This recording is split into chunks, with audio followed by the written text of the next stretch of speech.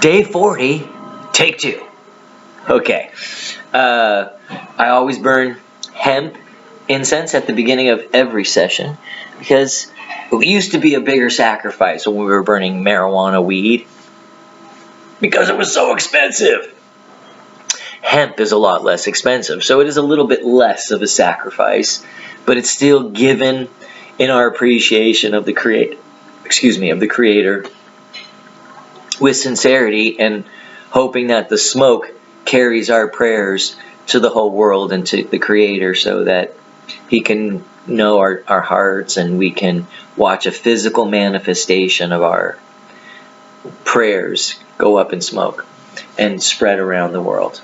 And that was the way I learned to pray with the Native Americans. I was taught by a spiritual leader named Roland Manikaja. Manikaja means leader of the children in the Havasupai language. And what's interesting about Havasupai, ha, is water in both Mayan and Havasupai. So it makes you wonder how old that particular word is, that it would be the same word in two different cultures that are separated by so much space and time now in history, but at one time had they been one? I don't know, and I'm not saying they were, just throwing that out there for food for thought. But I really enjoy linguistics, etymology, anthropology, history, and that's really what the Bible is a historical document. The Old Testament is about one family, the Israelites, the descendants of Abraham, Isaac, and Israel, and their prophecies, their judges, their kings, the Jewish people call it the Tanakh, the Torah, which is the first 5 books of the Bible, the Genesis, Exodus, Deuteronomy, Numbers, and Leviticus, and the Nevi'im and the Kitzuvim, which is the sayings and the prophets. And so that would be the Proverbs, the Psalms, the historical documents like Samuel, Isaiah, Micah, Nahum, all the prophets, the biggies, Ezekiel, Daniel. So that's what I was excited to share with you guys. Yay, I just remembered. So I always wait until I get inspired. So what I was studying the prophets a little, and I was seeing this. I mentioned it 2 episodes ago, which for me was an hour ago, maybe 2 hours ago. There is some prophecies that a couple different prophets are talking about this, about 3 kings being murdered or dying within a month. And this is in the end times.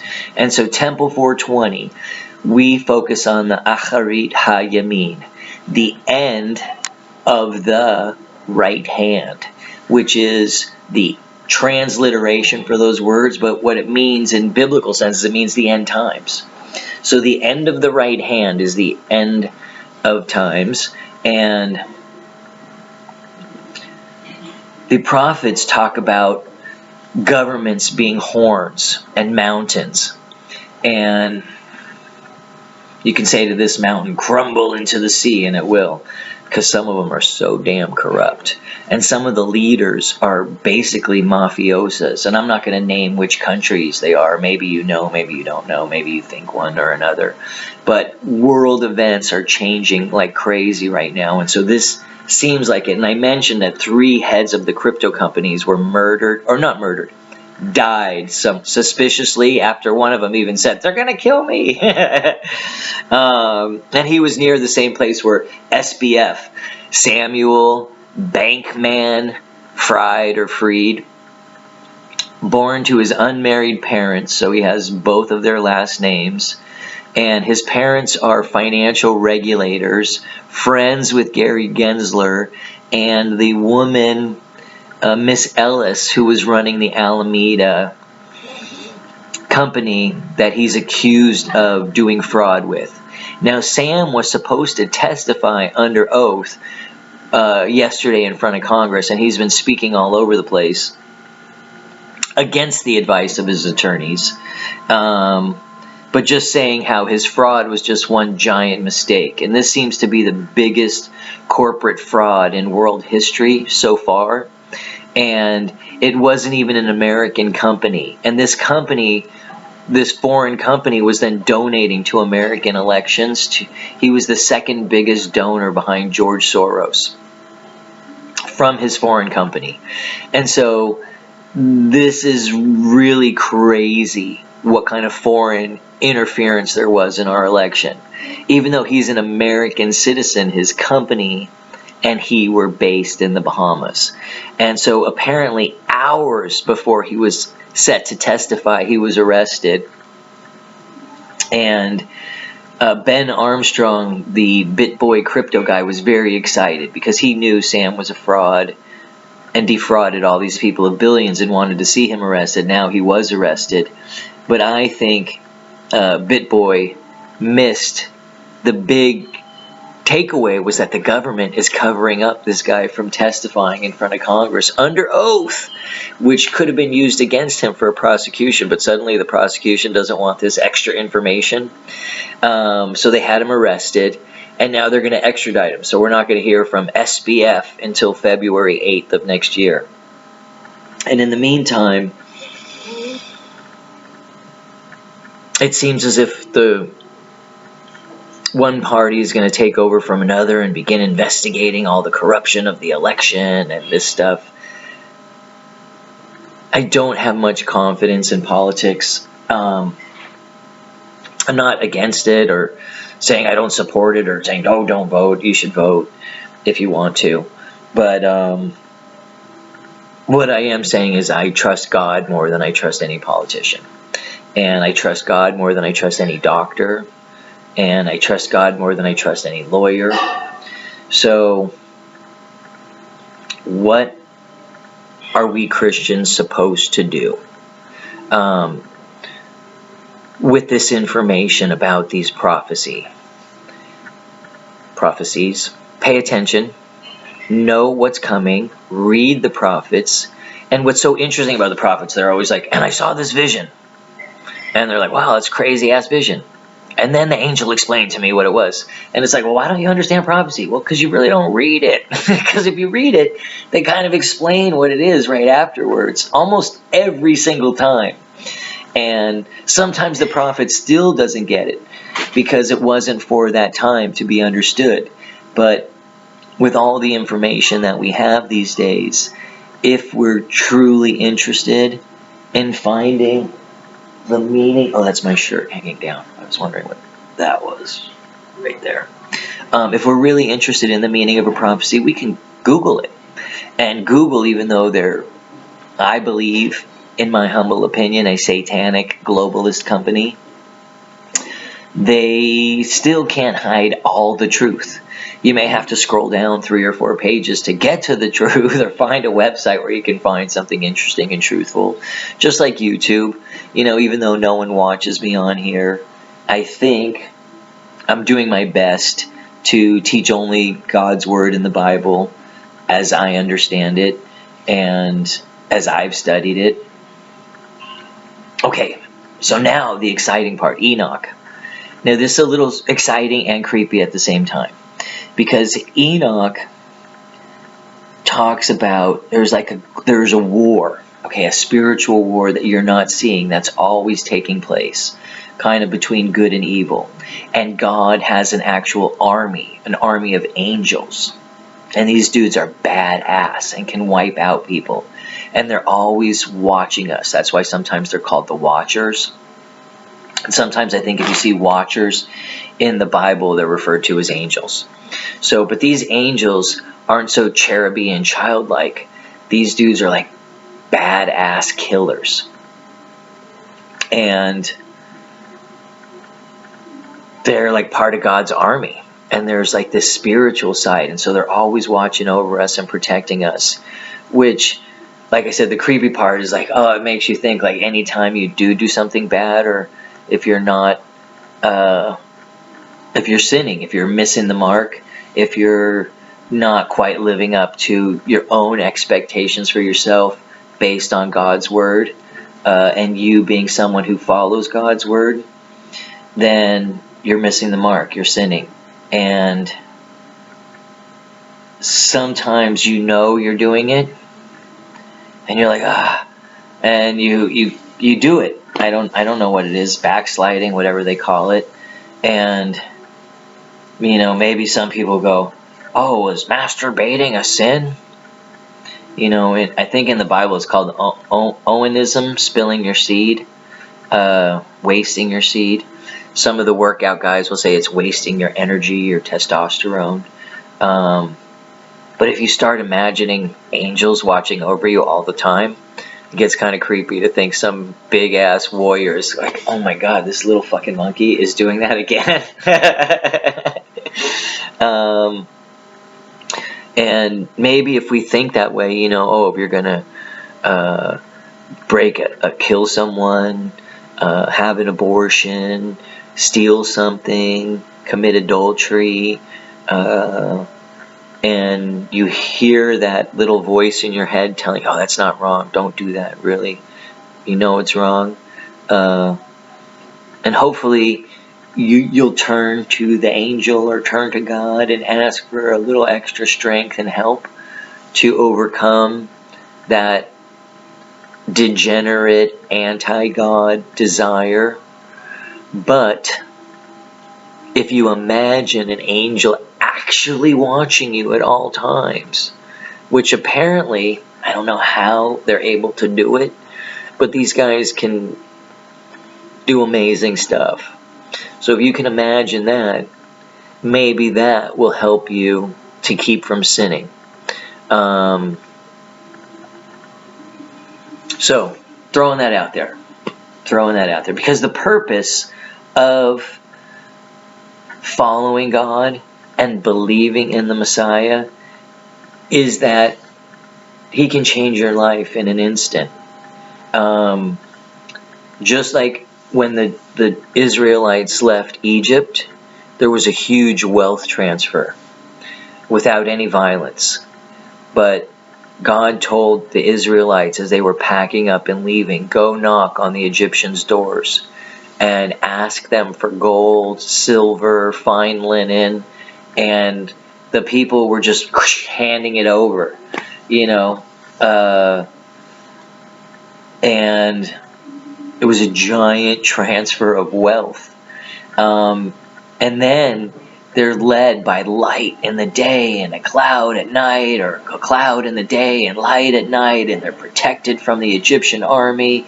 And when they're at the edge of the Wadi against the Red Sea, God suddenly parts the sea and they pass through, and the Egyptian army, which pursued after them, was swallowed up and crushed. And you today can go see footage, not live footage, but of the wreckage of the Egyptian military under the Red Sea on videos on YouTube that they haven't edited and destroyed, where Ron Wyatt went and discovered this stuff where the actual crossing was. And if that doesn't build your faith, I don't know what does. So these people lived it. They get to the other side. God's promised them the land, the promised land, and yet they couldn't leave Egypt in their hearts, in their minds, and they still were making idols as their gods. They were still questioning Moses and questioning God. Why did you leave us out here to die? And this and that, and they had no faith. And they all died within the 40 years, and all their children went to the promised land. And Caleb and Joshua were the good spies who led them, who gave the good report because they believed God. And Rahab, the prostitute in Jericho, she believed God, and she gave a testimony of faith when she said, I know God freed you from Egypt. I know He promised you this land. I know you'll conquer our city. What can I do to be spared? And she hung the red cloth, the red rope. She saved the spies, lowered them or helped them escape the city. I think by lowering them over the city wall in a basket of some kind. And whenever there's a will, there's a way. And this woman, I don't know if she ever became a Jew or not, but she believed in the God of Israel. She believed in his power. She had witnessed it, she had seen it, and she believed it. And she became the mother of Boaz, or of maybe the grandmother of Boaz. Boaz, the father of Jesse, the husband of Ruth, who was the Moabite. So here we are, two powerful, faith-believing Gentile women connecting themselves with Jewish men of faith. And if you look at the Jewish law of return, they're like, if you have a Jewish mother, only if you have a Jewish mother.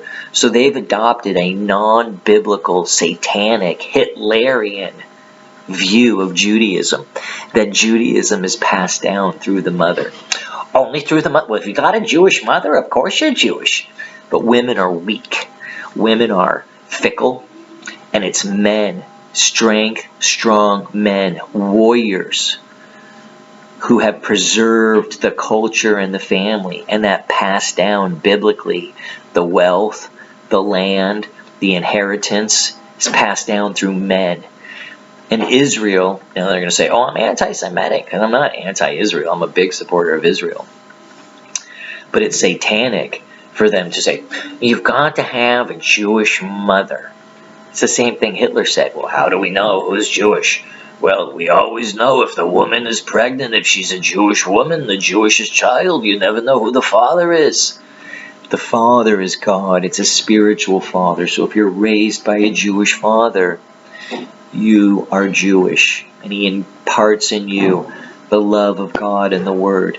And like I said, most of the Jews I know, and I know a lot of Jews, don't even believe in God. Barely believe in God. Barely read his word and spend time with him, getting to know him.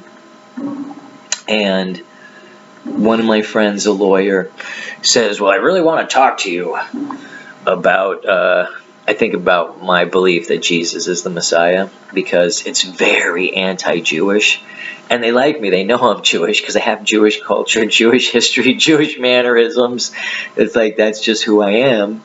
And they're my people, and so they know I'm their people. But they're like, well, how can you believe in this Jesus dude? Because, like I said, my family was my uncle, who I shared a birthday with, November 22nd. He was born in 1906, my Uncle Jack. And when he heard that I read the New Testament and thought Jesus was the Messiah, and I tried to talk to him, I said, he's a Jewish guy. So yeah, I read hey, he said, oh, don't tell me you're Christian. I can't even talk to you. He got really upset. And he was so upset because he felt as if you're leaving Judaism, leaving the faith. And my feeling was, wow, by really learning about these Jewish guys who died for their faith, who died for the Jewish God and their faith in the Jewish God, and created a new sect of Judaism, which is called Christianity, the followers of the Messiah, the Anointed. I don't think we've inherited as Christians the promise of Israel. God made promises to Israel that can't be broken, and to the Jewish people. But part of that, and it doesn't matter whether the Jewish people believe or not. Look how he said, I'll bring back your dried bones and bring you to the land. It's been done. From the camps of Europe to the villages of Africa and Ethiopia, to the gulags and cold regions of Russia, and even from America, where Jewish people have had it very well. They've returned to Israel and made Aliyah to be part of the rebirth of the dry bones. And it's an amazing thing to see that prophecy come true.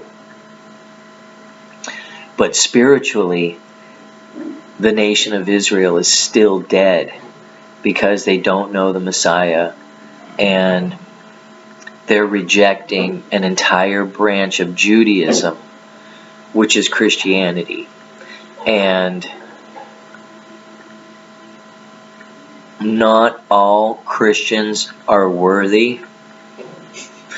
So you really do need to separate the worthy from the unworthy, because some people are using and mocking God with the Christian faith. Now, I don't hate Muslim people. In fact, we talked about that a couple episodes. They're really good people. They're wrong about their religion, but they're good people. It's kind of like the Chinese. The Chinese people are really good people. Their government is very corrupt and awful and mistreats them as citizens. But the Chinese people that I know have nice hearts, care about their children's future, are just loving, nice people. A lot of nations around the world have wrong beliefs and values, and Christians can be the light upon the hill, just like America could be if she lived up to her Christian ideals. But Christians should separate themselves, live differently, and kind of be like the ancient Jews. Be prepared to be isolated. You will be attacked for being a true Christian. You will be shunned and persecuted and separated, and you should be happy about it. It's not easy, and you're not always happy about it. I've been really persecuted since becoming a Christian, and prosecuted. But I've learned a lot. I do have more joy and love in my heart than I have hate and evilness. And we all have both potentialities living within us, and whether we choose to feed the godly side or the satanic side of our dual nature is up to us. So it takes a conscious decision to be a follower of Christ, of the Messiah, of the Anointed. And He did come. He rose, and He will come again. And it will be in a time of trouble, and it'll be when the people turn to Him and ask for help and recognize Him as the Messiah. And that's going to happen soon. And we're going to separate the truly evil from the good. That's what we're in the process of doing right now. Separating the sheep from the goat. And I don't mean greatest of all time. I mean the Satanists, the MAPS, the minor attracted people, the drug dealers. And I don't mean the street drug dealers. I mean the ones who are using pharmacopoeia, sorcery, to control the people by making them sick and dependent on Big Daddy government and Big Daddy pharmakeia. So read your Bible, get to know your real dad, and have peace in your life, have joy, have health. And I'm not saying, believe in God and all that will come true. Like I said, persecution and prosecution will come to you for sure, if you really believe and start living like a Christian. So finding that out about America, no matter what a great Christian nation this is, it's still run by evil people. And I don't want to fight. Before, when I was younger, I wanted to be part of the fight, but I'm removing myself right now. I am harpazoing myself to live in a small Mayan village where people stay married, multi-generational families live together, they grow their own food, they take care of their neighbors, and I'm going to try and be a positive influence in that environment. My uncle just passed away, and I spent most of the money buying either cryptocurrency, silver, and medical supplies, and children's educational things, and building a room to keep it all on my property in Mexico. So I got drills, dental drills, with foot pedals, lights, and dental seats, and all the things to take care of people's teeth. I'm not a dentist, but I know those will become real handy sometime in the future. So I'm going to have it all there together so that if I need to, I could build a dental clinic in my little village. I bought an autoclave to clean the medical tools. I bought some medical tools. I'm teaching myself how to be a amateur veterinarian on my own animals and care for them, so I don't need to rely on other people for that.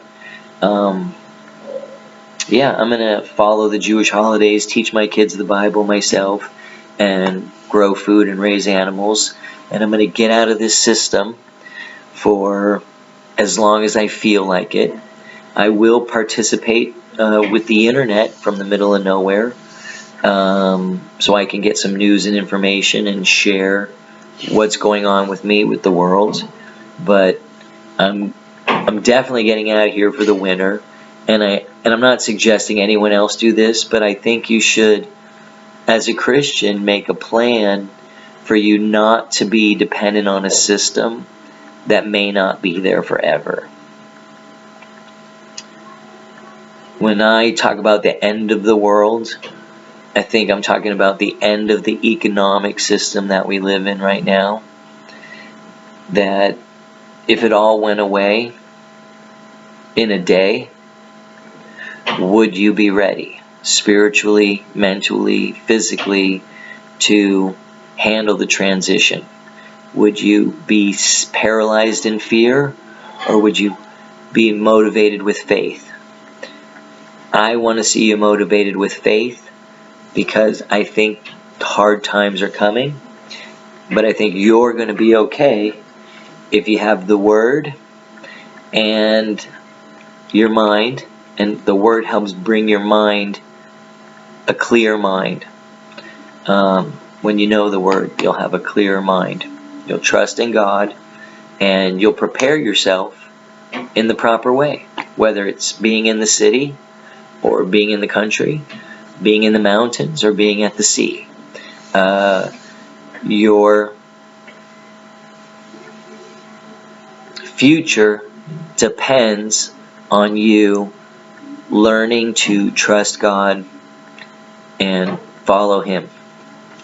And part of my mission here was to make these videos. I made a commitment to Him to make a certain amount, and I paused, and I'm happy I did. Everything happens in the right time and for the right reason. So, but now I'm completing my commitment for this year's Temple 420 services, and hopefully the word that I'm bringing you will make a difference in your life. I know that there's, like I said, so few people committed to watching right now, and even fewer of you who make it all the way to the end to hear this message. But one of the things you can do is speed it up. So I talk a lot faster, and it maybe gives you the same information without as much time of yours wasted, so you can get other stuff done. But God bless you. Thank you for listening. I always forget till the end. Support Temple 420. Hit like and subscribe. I've got no merch except my NFTs on OpenSea. Okay. And speaking of Sia, I'll be AB seeing you later. Okay. God bless you guys. Oh, I've got some incredible news. I just want to let you know I don't smoke marijuana anymore, or any less than I used to. Okay, get out of here. I'll be here all week. I'm just kidding.